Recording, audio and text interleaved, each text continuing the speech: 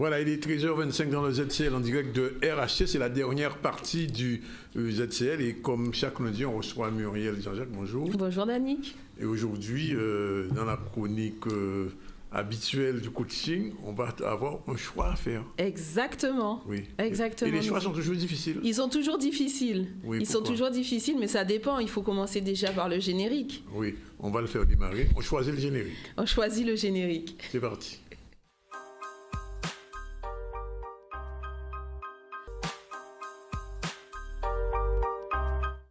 Alors bonjour à tous, bienvenue sur le coaching de la réussite. Alors comme disait Danick tantôt, on va effectivement parler de comment faire un bon choix. Alors c'est vrai que souvent on a plusieurs options qui s'offrent à nous et parfois les choix peuvent être faciles, comme par exemple que dois-je porter le matin, que dois-je manger, ou est-ce que je dois faire du covoiturage ou décider de polluer la planète.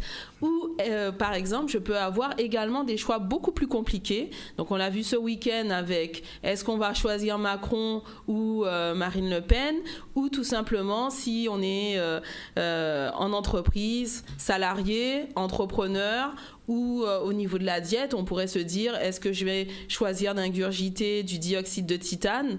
Alors ces nanoparticules qui rentrent dans les membranes et qui peuvent nous donner le cancer, ou manger des fruits. Alors parfois ça peut être très compliqué de faire un choix, ça peut être aussi au niveau amoureux, mais aujourd'hui on va parler de comment faire un bon choix, parce que souvent lorsqu'on ne sait pas quoi choisir, on peut être frappé d'anxiété, on peut avoir peur de faire des mauvais choix, on peut être aussi incertain par rapport aux options qui s'offrent à nous. Alors on va parler de ça, on va parler aussi de détox décisionnel aujourd'hui. Parce que je connaissais la détox en général, mais la détox décisionnelle. Alors en fait, la détox décisionnelle, c'est se limiter dans nos options, parce que souvent on a une myriade d'options et du coup on ne sait plus quoi choisir. Alors la détox décisionnelle, c'est de se dire je vais limiter les options en mettant certains critères en place. Alors si je prends par exemple une détox alimentaire,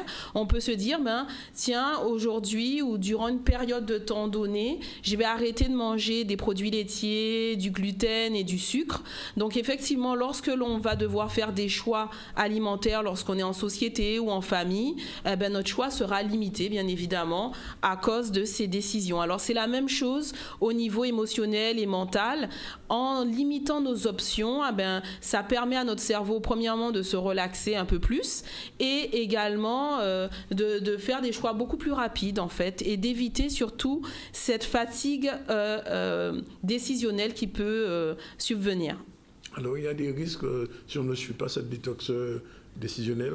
Oui, il y a des risques. Alors, le risque le plus gros, bien sûr, je viens d'en parler tantôt, c'est la fatigue décisionnelle. Alors, à la fin des années 90, il y a un psychologue, alors je vais vous dire son nom, l'américain Roy Baumeister, qui a effectivement parlé de fatigue décisionnelle.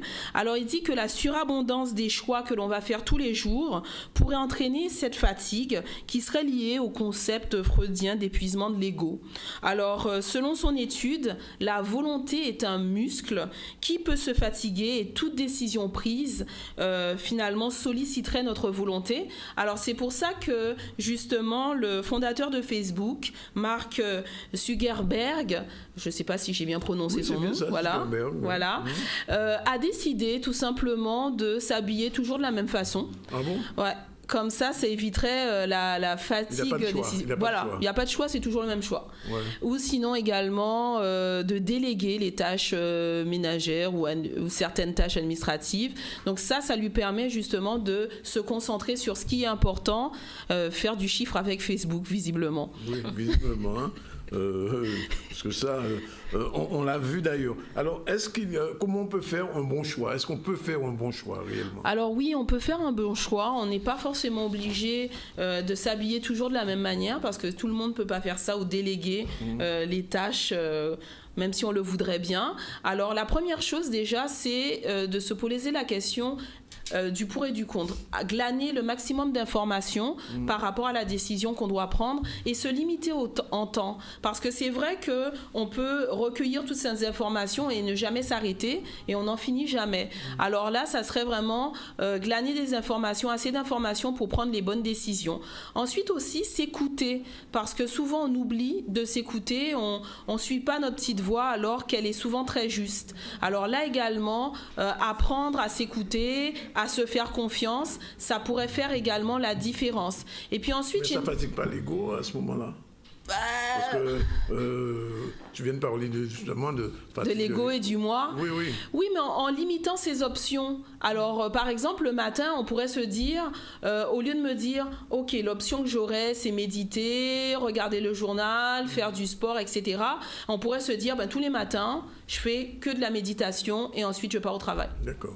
Ça, donc c'est réglé. Donc c'est faire des choix et se dire c'est sûr que j'ai d'autres options mais je vais pas les considérer pour justement être beaucoup plus concentré sur ce que j'ai à faire. Et puis la dernière stratégie que je vais vous proposer également, c'est finalement de lister les bonnes décisions et les mauvaises décisions. Donc une fois que vous avez listé une liste de vos bonnes décisions, une liste de vos mauvaises décisions, vous allez voir un petit peu les points communs qu'ont toutes ces bonnes décisions, ces prises de bonnes décisions.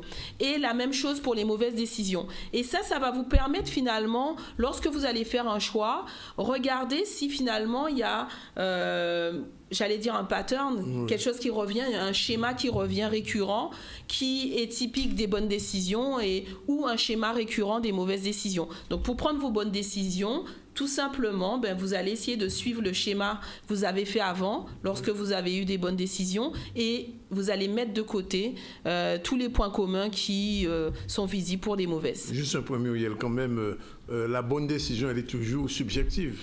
Elle est toujours subjective, mais elle dépend de soi. Parce que lorsqu'on l'a fait basée sur les autres, on a plus de chances de se tromper.